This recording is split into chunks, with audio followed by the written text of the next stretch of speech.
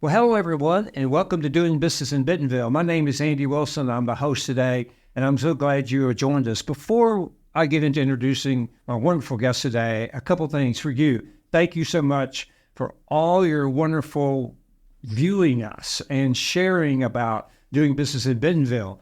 Because of that, we're now viewed in over 34 countries. Thank you very much for that. It means so much to us that you're sharing and watching us. Now, let's get to the real reason that you are here today with us, and that is our guest today, Phil Shellhammer. Welcome. Thank you. Thanks for having me. Great to see you again. Yes. This is number 2 for you. Yeah, I was excited. Yeah, man. Good. I appreciate it. I'm glad you're back. I am so glad you're back.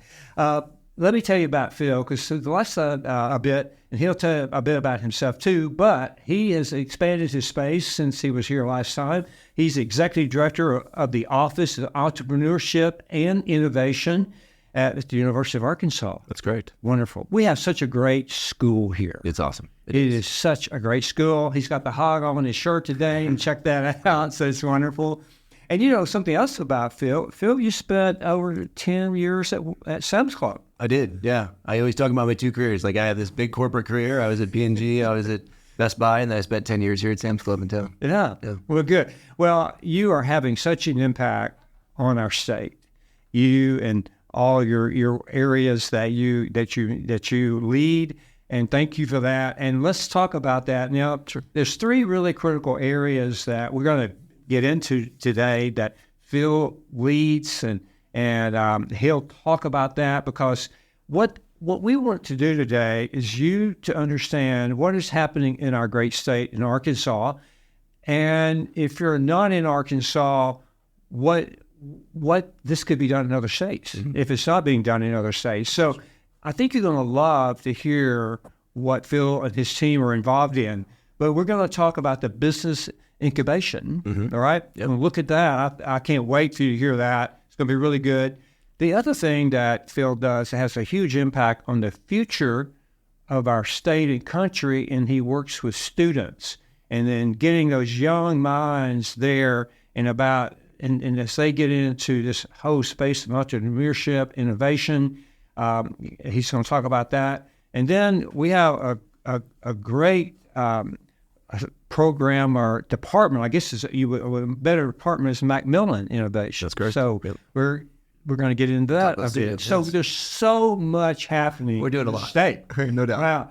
Okay, so Phil, again, welcome. We're so glad. So why don't you begin and talk about these really key topics today for our audience? Yeah. So I've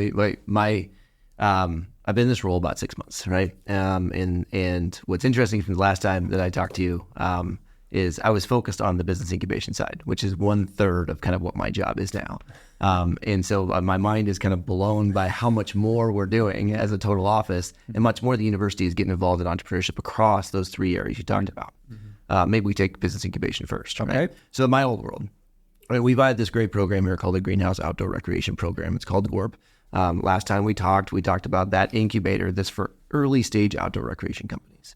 That program continues to go well. We're in our 6th cohort, amazing companies in there. We could talk at length about some of the companies that are going through that program right now. There's some really interesting new business models that are coming in outdoor recreation for our area. But then it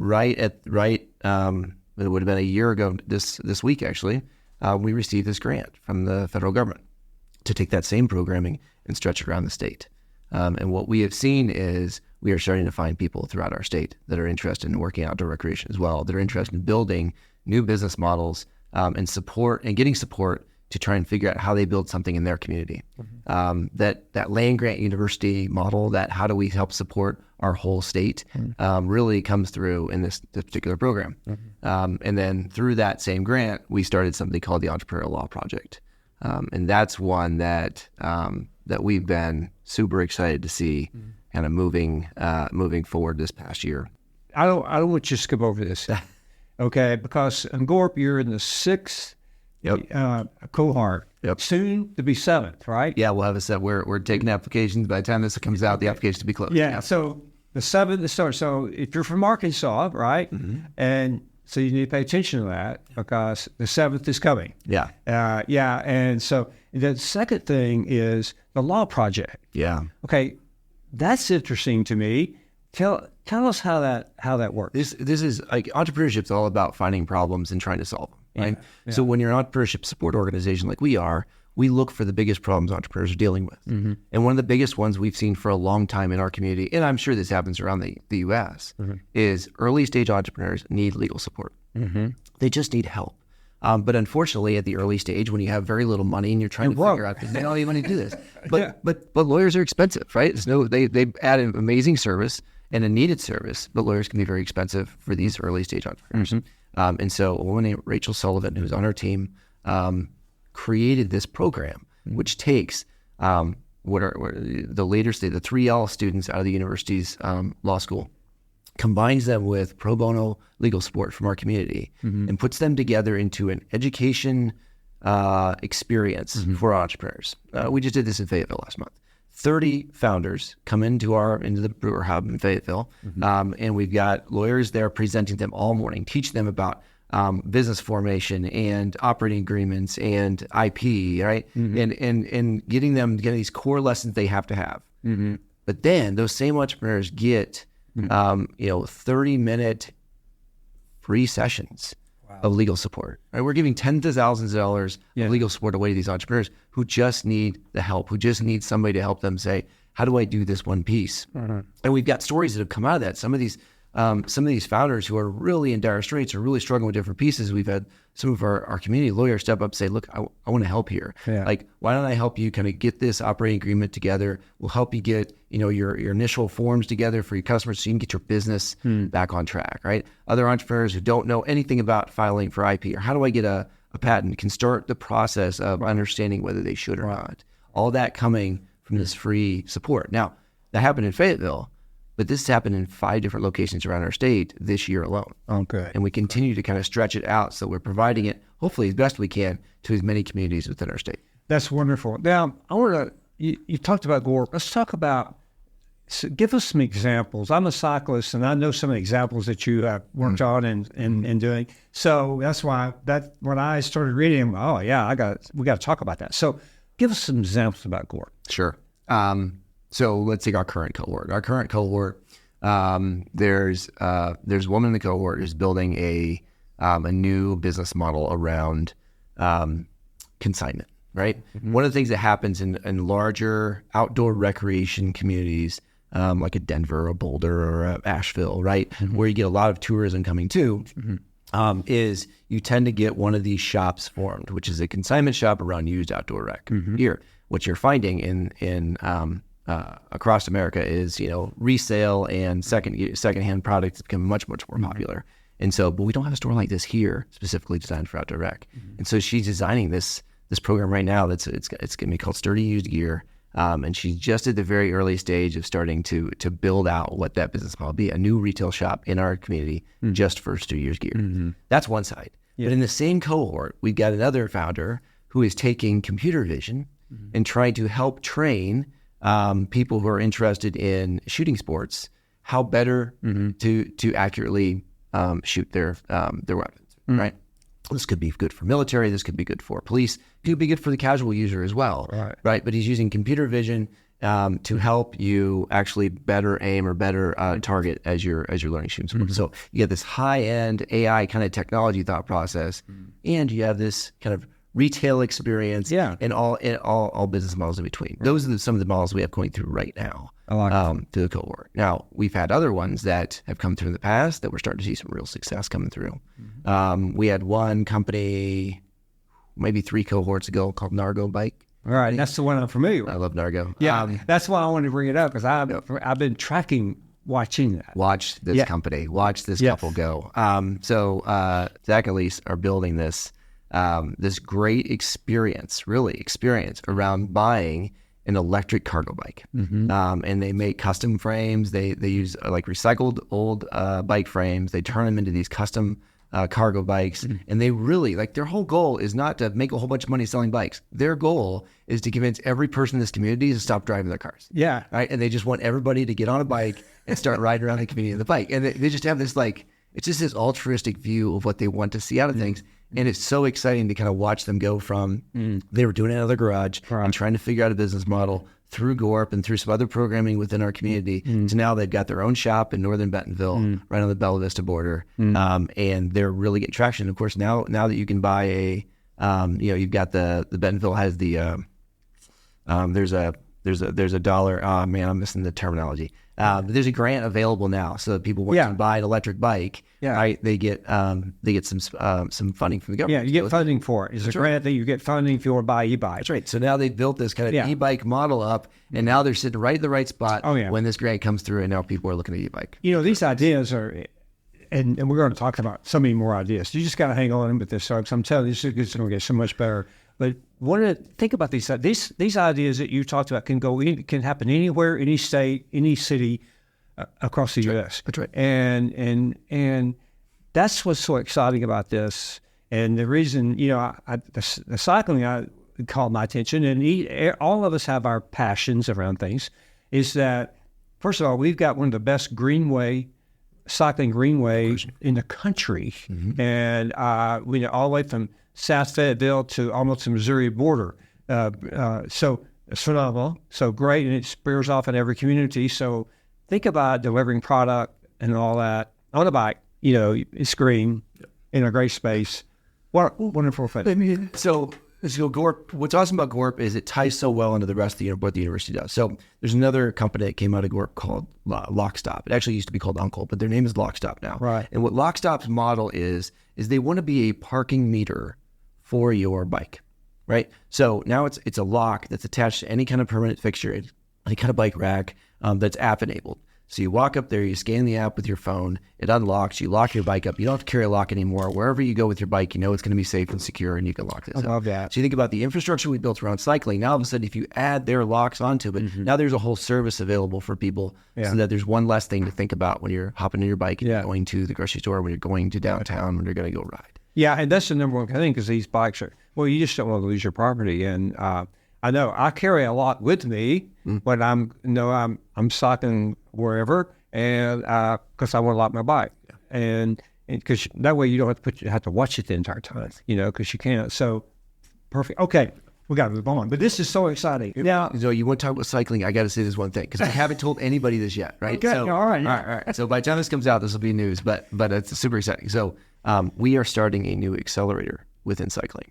The state of Arkansas has come through and is helping fund basically an accelerator model. Accelerators, incubators, Gorp is an incubator. It's early stage. How do you create new outdoor companies, right?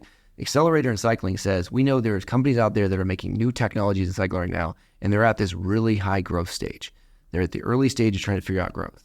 Right? We are going to bring 10 of them into Bentonville in the spring next year, right? And train them up on and help them connect within the industry and hopefully attract them to our community, right? To move here and start to create that hub of cycling businesses that are here. This is all helping by funding from the state. And so we'll have 10 new companies spend a spring right here in Bentonville with us, ending at Bike Fest later this semester. I don't have to think very hard to have you back. See, we got to have you back then for that, for sure. Because maybe it's my personal interest too. All right, so no, this is really good. Okay, so you've talked about Gorp, you've talked about the law project, and that's wonderful. What else do you want to get into? Yeah, so if you think about the rest of business incubation for a second, one of the other big programs that we're helping work on with the Northwest Arkansas Council actually is creating a business hub for entrepreneurs, right? So how do you create a digital location that any entrepreneur can go to find all the resources that are available to them, right? It's called the Arkansas Business Resource Hub. I can give you the web address later. It's AR Business Resource Hub. But it is designed to help our founders find all those resources available. What happens in entrepreneurship oftentimes is they get stuck trying to find what dollars are available, what grants are available, how can I fund this piece, or how do I find legal resources, whatever the case is. And so we have collected all those resources into one single location to help our founders find those places and find those resources. So that's kind of a big tool that we've just recently been part of building. Yeah. Well, we're going to make sure when we post this, you'll go to our website, dbbnwa.com. There will be articles there and we'll make sure that we'll run this by Phil. He'll have a nice article there and all the information you need here. Absolutely. In order to, and then where to find Phil too, all that. So we'll make sure we do that well. Awesome. That'd be great. Okay, good. I love it. What do you want to talk about? Well, if you go to the second stage, so I told you business incubation is the first bucket, right? The second bucket, which is really our core to everything we do at OEI, at the office here, is about students. It's about student programming, right? And so we have a ton of great initiatives that we've been running for quite a while. But if you go back to the beginning of our offices, it started with one class called New Venture Development. New Venture Development was designed by and implemented by a woman named Carol Reeves, who was a long-term faculty member at the University of Arkansas. And she just saw this vision of how do we teach students how to build businesses from I know a problem all the way through to I'm pitching to investors. And it was a year-long course designed to help those students do that. And what we were finding early on and what we continue to do today is you take really great intellectual property from the university or really great ideas coming out of different programs. Doesn't have to be business students, could be engineering, could be arts, could be wherever within our colleges. Bring them in, surround them with a team of students that all have different skill sets in finance or marketing or whatever the case is, right? And those form teams that are building business models. And honestly, some of the best businesses the University of Arkansas has kind of kicked out have come out of this class. That New Venture Development course is what's built up everything else. The Lockstop company I talked about before, while they were going through GORP, they also went through that class as well. And so those two resources allowed them to go in the spring, pitch to investors, and raise money to earn for their business, and what's what allowed them to kind of kick off and get going. That course continues to be strong. I've got 8 different business models right now. So I'm teaching this course this year, along with the guy named David Hinton, who runs our tech transfer at the university. The two of us teach this course. We've got 36 students in it, 8 different business models, all of them being built right now and getting ready for what eventually is going to become pitches to investors this spring, in hopes that a few of those businesses, not everyone will go. Some will graduate and be like, I want to go on to my corporate job, but they're learning the key tools of entrepreneurship that are going to be helpful and valuable to them, even if they don't take these business models and move them forward. That's exciting. And then wrapped all around that is all the different support structures we have for new businesses. So as students want to form new businesses, we provide them free co-working space called the Startup Village. We provide them venture mentoring service. We have mentors that are there to work on their business models. We even at times take our interns, so our undergrad students who are looking to work in entrepreneurship, who want to understand what it's like to be a founder, and we give them experiences through something called the Venture Intern Program. We have all these different programs that are designed to get our students experience in entrepreneurship. And that's what we want people to do. Not all of them are going to build something tomorrow. Not all of them are going to kick out new business models. Some of them should not, and that's okay. But they're learning these really core tools of customer discovery and what's a lean canvas model and how do I think through how big a market is or whether there's real potential here or is this a real problem. They're learning all those tools now that if they don't take them on to the business they want to build right now, they're going to take them to Walmart, they're going to take them to JB Hunt, they're going to take them wherever they go to work. And those tools will be super valuable when they walk into their jobs as well. That's so exciting. When I think about this opportunity that the University of Arkansas is doing through the student programming, is that we're teaching, coaching young potential leaders, business owners, future CEOs, of individuals to come in and do this successfully, and then to learn how to fail forward. That's right. Because business is difficult. Starting businesses, there's a lot of failure in all of that, but yet with all the help and mentorship that you're talking about, it's about learning through those failures to keep going, to fail forward. That is something that's amazing that we have in our state. And I want to say something here just a moment before we move, if I can. Takes a lot of funding for this. Takes a lot of investment. Phil's talked about the mentorship.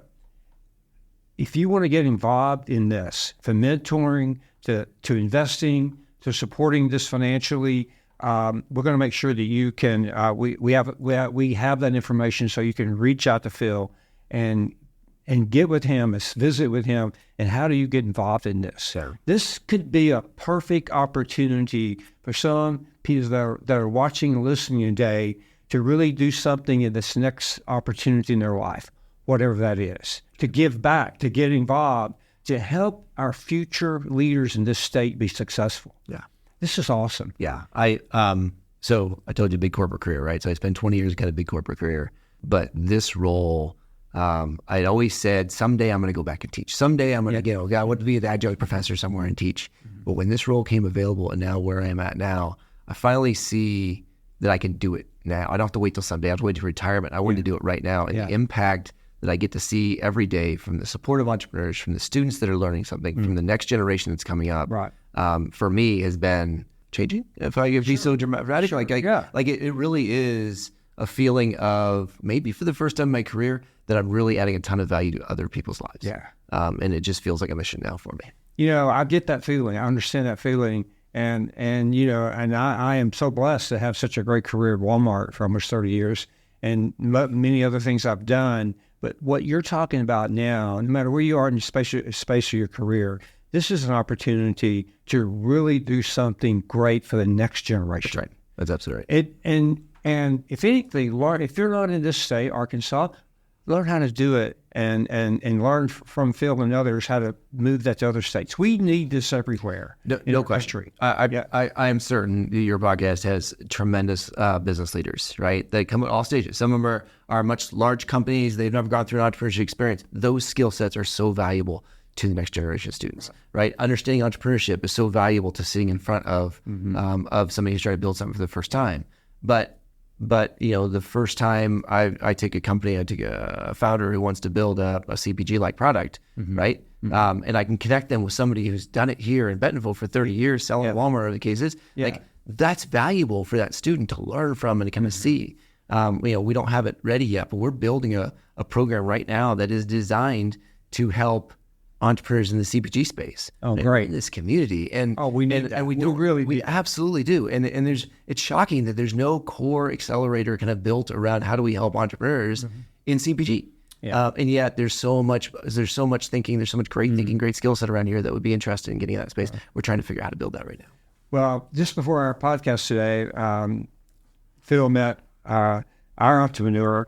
Podcastvideos.com, Eric Howard, and he is an entrepreneur. He's very successful business, sold his business, and entrepreneurs can't stay still. They got what's next. Yeah. Eric has built podcastvideos.com, huge vision for it. It will happen. And so I know you guys are going to connect. Wonderful. Yeah. I'm so glad because he's going to be very, very passionate about this. There's so many people listening today and to get involved. So get involved. I'd say, come get involved in this. No doubt. We will always accept people who want to kind of give back and support, and so we'll get involved. And like you said, there's mentorship is a great way to do that. We are always looking for, one thing we haven't talked yet about is we're always looking for projects too. We have students who are hungry to learn the skill sets of innovation, hungry to learn the skill sets of how do I build a new whatever, how do I solve a problem. But oftentimes they don't have enough life experiences to really know problems, right? Right. And so we spend a lot of time in classes like New Venture Development and others just talking about how do you find a really good problem. Yeah. But the truth of the matter is we'd love the community to come source them. Yeah. We'd love the community to come to us and say, hey, our company's got a problem, right? We've got issues over here, or I've got an idea that I'd love to have a group of students working on with me. We want those, and we'd love those projects to come. That's one reason I so enjoy you coming, Phil, because most of us business leaders, our heads down and working. That's right. Every day, our heads are down. And what you do, you really open up the doors to all this opportunity for current business leaders, future business leaders, and students. Yes. And then how to give back if you're attorneys or business leaders or whatever. And so, wow. Look, if you want to justify it, right? If you want to justify, it's got to be part of my job too, then call it recruiting. Because the truth of the matter is the students that are coming through the Office of Entrepreneurship and Innovation, and we'll talk about McMillan in a second, McMillan Innovation Studio, the students that are coming through there are some of the most well-rounded, most prepared students. They are their resumes scream, I've had these experiences, I can do it for you too. So oftentimes people bring us projects and they want students to work on them, but they really want to recruit good students. Sure, they do. And they get to see really great talent coming through these programs. If I was a business leader today in the space that you're talking about, In fact, in the studio, when you walked in, you've seen a lot of young people. That's exactly what we're doing here. Yeah. We're bringing these young people in to work with us. They're phenomenal. They're going to have great careers someday. Someone's going to recruit them out of here. That's what we want. Yeah. Okay, Eric, hope you don't get mad at me saying that. But that's what we want. We want them to move on with great careers. That's great. And with us or others to have great careers. And that's exciting. Okay, now we've talked about the business incubation piece. We talked about the student programming a bit. Now, Macmillan Innovations. That's named after the CEO of Walmart, Doug Macmillan, who is had the opportunity to work with him for years and years. He's such a fine individual. He's doing a great job at Walmart today. I'm so proud of where Walmart is and where it's going in the future. And Doug is so instrumental in that. He's just a great guy, number one. In fact, he would be upset if I mentioned this. I'll do it anyway. But he was recently voted as one of the most well-liked and respected CEOs in the country. Sure. I'm sure. And I'm not. And he would blow that off if I said it. He would never say it. But I'm saying it for it. So, talk about Macmillan Institute. So the third arm of the Office of Entrepreneurship Innovation is the Macmillan Innovation Studio. The studio started, oh boy, I should have my dates down, but it's probably 8-9 years ago. Yeah, sounds right. And in early stage, it was trying to figure out what it stood for. But eventually, what it turned into was we want to figure out how to train students in, I would argue, the art of product management, right? So how do I really train someone at the early stage of understanding how to identify a problem, how to truly understand the impact of that problem to the customer, right? And truly understand, we use a tool called human-centered design. We teach them all about like empathy and understanding the customer, huge focus on customer discovery and interviews, right? In hopes that you can take a problem, understand the problem, and then come up with really unique solutions. And then if those solutions become, those are what we call design teams. Those design teams then build these unique solutions. And if those solutions make sense, then we move them forward into product teams and start to build out how do I make a proof of concept out of this solution? How do I actually create that product for the first time? How do we test and try, iterate to ensure that the solution we thought we put on paper over here is actually going to work for the end user, customer, whoever that is. Love it. Yeah. Wonderful. Wow. Now, I was reading an article about the Macmillan Innovation Studio recently, and it was so great. It talked about the impact it's having on those students and those students' involvement and all. And it, again, another way of teaching and giving back to these young men and women to really again get their career going. No question. Sorry. No question. We have every semester, right? What happens is organizations around our community come to us with problems. In fact, I told you before, I went on projects, like this is a great one for community members to come with right now. We have problems in our company. Let's take, I'll give you an example of Sam's Club. Like Sam's Club came to us a while ago and said, we'd like to better understand the potential of a Gen Z customer in a club model. Right? Club models are typically, large families, bigger, it's like we understand it with the mindset of a Gen Z customer. So they hold a group of students together. They always have one project manager, so one student's responsible for it, and that team of volunteer students that all work together throughout the semester. And they did a ton of customer discovery. They did a ton of interviews, a ton of empathy mapping, a ton of understanding who that customer was, and then built out what they thought was a great solution for Sam's Club.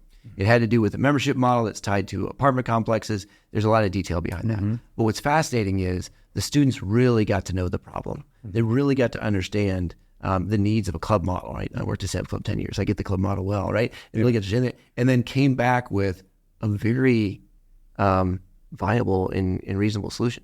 And we do that every semester with companies all around the place. Not just large companies like Sam's Club. We'll get to deal with smaller companies as well, or even nonprofits, right? One of our organizations, one of our healthcare organizations, was having this problem in the postpartum space, right? So you have women, and they're pregnant, they give birth, and what they were finding is like a very small percentage of women were coming back for kind of postpartum treatment afterwards, and because of that, they were not, especially in poorer communities, they were not. They were attracting issues and challenges afterwards that weren't caught because they just weren't coming back for the normal appointments. And so they went to the students and said, help us figure out new ways to kind of create and solve for these patients to come back after giving birth. And the students gave some great solutions on how that could work. So they get to play in a variety of spaces: healthcare and retail and supply chain and logistics. So you'd be Hans given some interesting solution problems, and so we get all these interesting projects for students to solve. And what's great is they bring a different mindset to it, right? Not always the problem is going to be accepted. Not every time is the company going to say that's the most brilliant thing ever. Let's go and implement this across the whole world. But they get to see a different mindset because honestly, our Gen C students, our undergrad students within the university think differently than you and I do. Wow. Right? Yes. And so bringing that different thinking to the table, bringing the skill sets, things we've trained them, suddenly gives different solutions that we can think through. And then you go back to, you get to see some of our most talented students at the university from a recruiting standpoint. And so many times these students get recruited. Right. What I like about that is that you look at your core customer as retail, you look at your core customer, and we're always wanting to grow our business. And now there's a way to grow our business in a different, to a different generation space where you're really not in, and I think it's brilliant. I think that, again, one of the things that I love about Walmart, Sam's, and other great companies is that the most consistent thing in most companies is change. And when you're asking the right questions, how do we grow our business? And then, you see this opportunity where you can grow your business in this different generation. Yeah. And then the Macmillan Innovation Studio addresses that question and finds a solution. That's right. And that's what you said earlier, I think is so important, is that, we love to work on problems. And you have individuals, really smart individuals to help you do that. Yes, no question. Yeah, I love it. Okay, this has been exciting. This is why I love having you here. It's like a fresh air talking to you. And okay, now there's one other topic. I know your area is not intimately involved in it, but I know, but you're very knowledgeable about it. So talk to us what's happening in South Arkansas. Oh yeah, it was a lithium.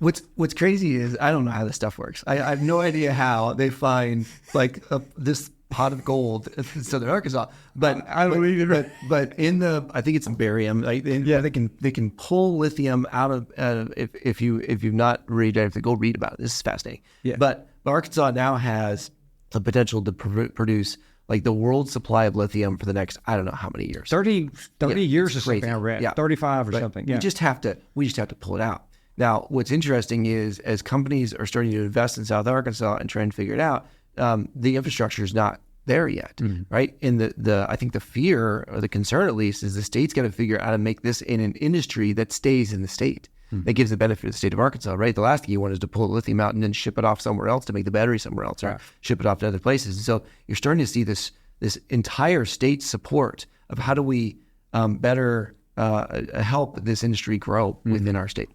The Dean Needy, Kim Needy, is the Dean of the College of Engineering at the University of Arkansas. And she has just taken upon herself to pull together resources from all around the state, from different walks of life, different experiences that bring different skills to the table, to help that entire community think through if they're going to build up like they're going to. What could they learn from what's happened in Northwest Arkansas? Yeah. What could they learn from other parts of the state or the country so that they do housing right, they do healthcare right, they get ready for the workers that are going to be there, so that they hire the right talent or that they train the right talent up, right? And all with a very altruistic view of we just want to help, right? It is not by any means Northwest Arkansas saying this is how you need to do it, right? It's very much saying we love the fact that you guys are about to build an amazing industry down there. Yeah. We're about to put a whole bunch of engineers from our college hopefully down there to work, right? And we want to help. Yeah. And so you're starting to see all this structure come around just the support of what's going on down there. And it's super exciting. I think this is one of the most innovative things that's happened in our state in a long time. I mean, there's great things happen in our state all the time, but this is huge. Yes, it is. I mean, we know where the future is going with this.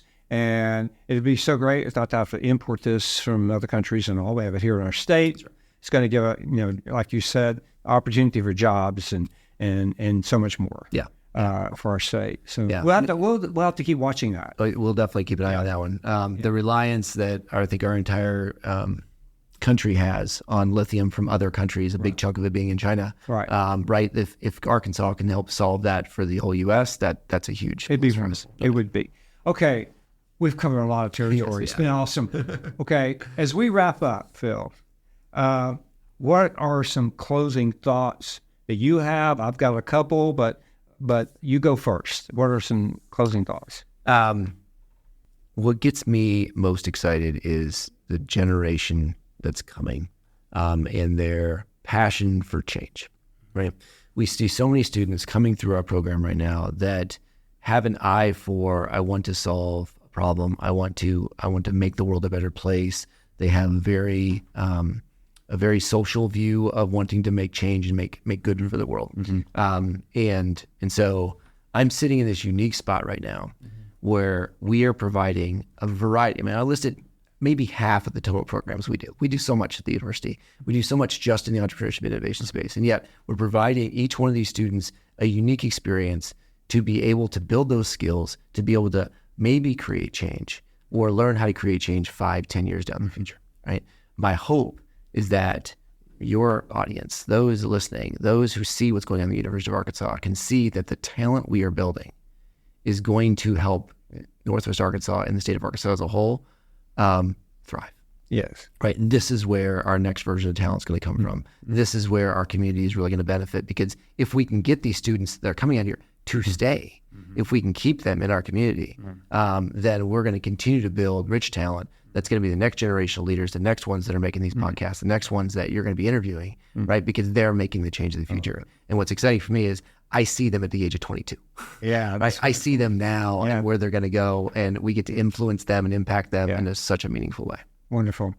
A couple of closing thoughts I have is, number one,